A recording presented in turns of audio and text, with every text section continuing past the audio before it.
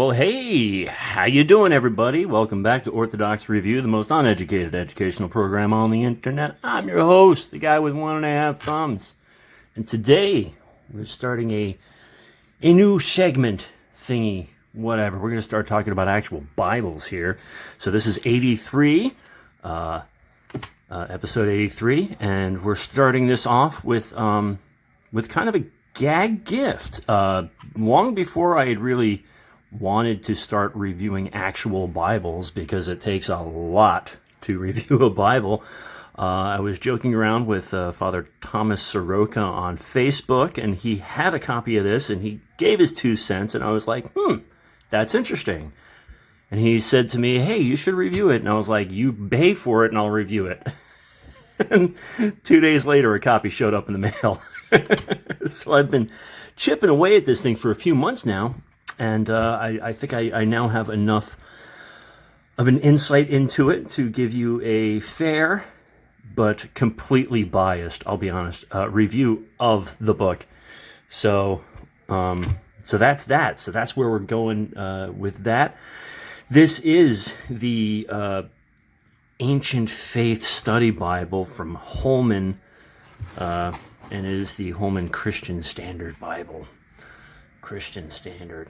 Yeah, well, we're going to be getting into what that entails. But first, before the review, the shilling continues. Ladies and gentlemen, if you would like to help support the show and keep this thing a-rolling, feel free to join here on YouTube. We also have Patreon, which you get early access to all of our episodes and exclusive content.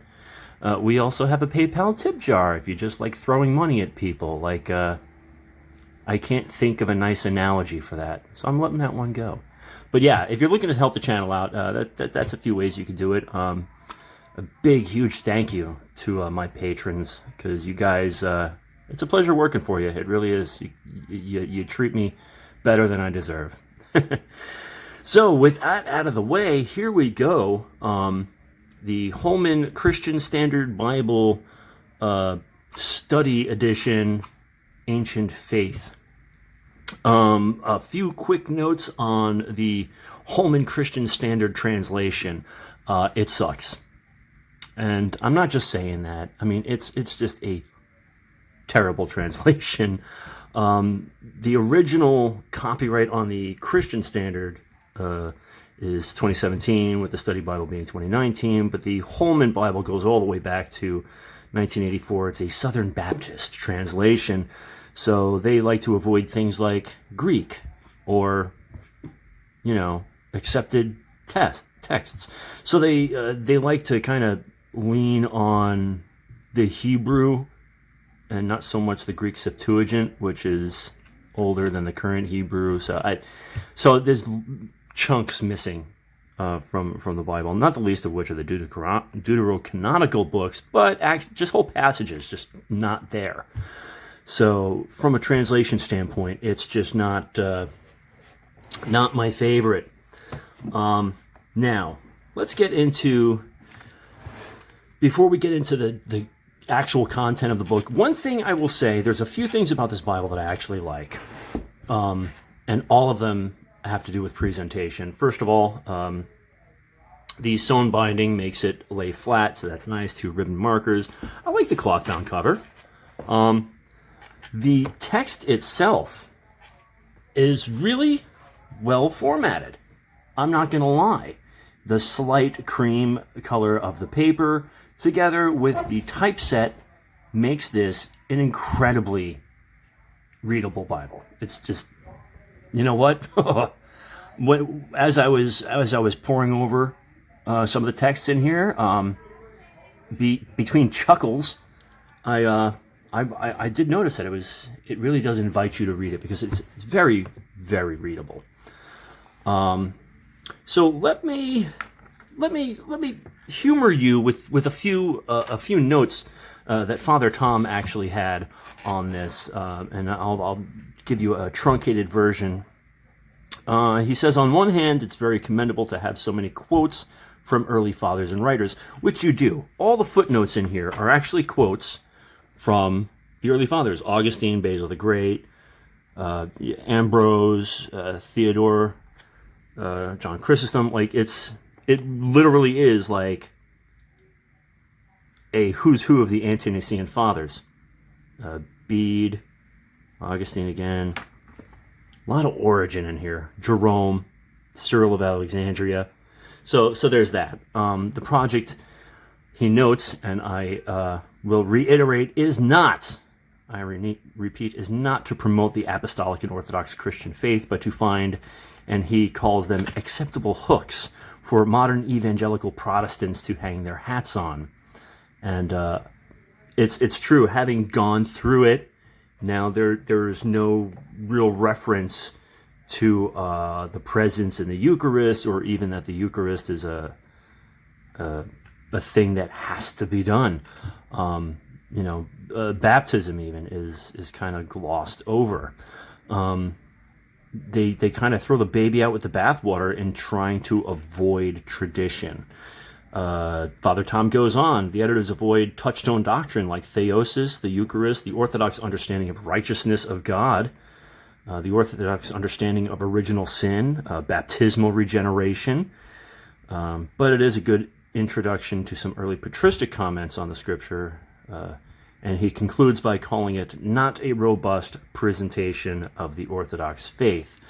So that is one of the strong points of this study Bible, is the fact that you have so much from the fathers in here, and how they managed to read the fathers and not realize there was something horribly wrong with their own theology blows my mind. Now there is a coin flip in that there are articles in here that are worth noting. Now, some of them are biographies, lines of some of the fathers and saints. Here we have a bookmark on Saint Jerome, and I didn't go through and bookmark a whole bunch of them, but there's one on John Chrysostom, and let's see, there's another one we can find real quick by flipping through. This is the best part of the show, isn't it, folks? When I'm just like flipping through looking for something that I should have looked for earlier and then marked for you guys. But I think there's a table of them in here somewhere. Of course there's a table of them. I'm just going to find it. So, confessional quotes. Yeah, there's just a whole bunch of crap in here. So you got John Chrysostom, Justin Martyr, Maximus the Confessor, Origen, Patrick, Perpetua, Polycarp, Tertullian,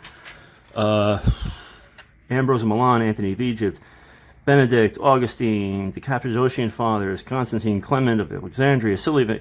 Yeah, so they have all these biographies, and that's fantastic. And also what they talk about. But the other thing they have in here are these freaking study articles that are they're just terrible. Let's pick one. Oh yeah, they have one. These called Twisted Truths, and they go through Arius and stuff like that, which is cool. But let's check out page 10. That's the earliest one in here. Oh, this is getting boring, isn't it? The Son of God as the second Adam. Now they have these little articles, but it's almost as if they read and quote the fathers and then completely ignore them for the rest of the article. It is a very extremely Protestant affirming set of articles. So the translation's terrible. The notes are great. The articles are questionable at best. The biographies are nice little glances. So some of the pros, you got some great quotes. You got the biographies. So you have that. The cons being avoids tradition, plays loose and fast with doctrine, ignores the first century completely. And there's actually an article on page 1342 that completely overlooks St. Ignatius. Where is it? Yeah, slavery in the early church fathers. And You want to talk about missing the mark? It's like they find people that actually don't know anything to just kind of make stuff up. It's just terrible.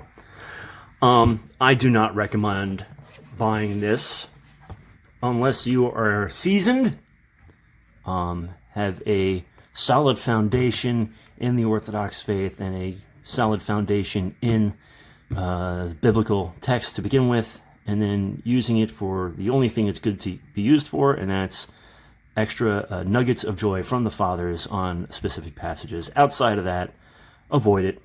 I've never badmouthed a book on this show before, and this is constructive criticism from an Orthodox Christian perspective, because this is Orthodox review. As an Orthodox Christian, I cannot condone the use of this for anything outside of what I've recommended already. There's plenty of other great study Bibles out there, and we'll be getting into those sooner rather than later. So at any rate, that's it. Like, share, subscribe, yada, yada, yada, yada. Here's a spooky cat cleaning herself. So there's that. As always, don't forget to go to church, say your prayers, and remember God. And please pray for me, a useless sinner. I will see you all next time. Peace, y'all.